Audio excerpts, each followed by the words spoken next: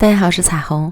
前段时间做的玉米饼，朋友们都很喜欢，又想让我出个糯米粉版本的，那今天就来安排无糖无油哦，这个你也一定会喜欢。首先准备150克玉米面，加入90克糯米粉，3克酵母，30克蜂蜜代替白糖，再打入一个净含量50克左右的鸡蛋，先把鸡蛋搅散，再倒入250克温牛奶，边倒边搅，注意牛奶的温度不能超过40度，否则酵母就会失效了。顺着一个方向多搅拌一会儿，最后搅拌成顺滑的面糊，调起来成滴落的状态就可以了。盖好保鲜膜，醒发1小时。由于室内温度不同，最后还要看发酵的状态，看已经发满了，里面充满了气泡，像这样就是发酵好了。搅拌排气，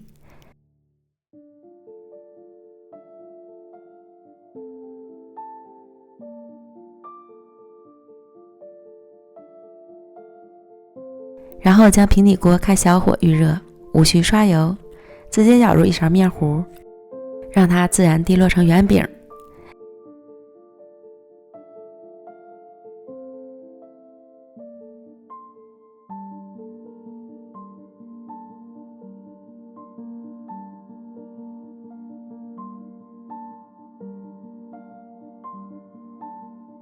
煎至边缘基本定型后翻个面儿，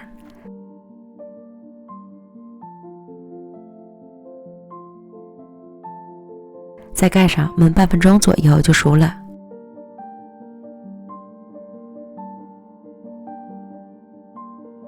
出锅，这样咱们糯米版本的玉米饼就做好了。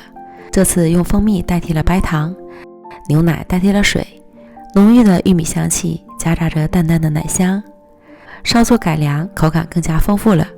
如果喜欢吃更加软糯一点的，就将玉米粉和糯米粉1比1来搭配，软软糯糯的也超级好吃哦。喜欢的朋友就赶快试试吧。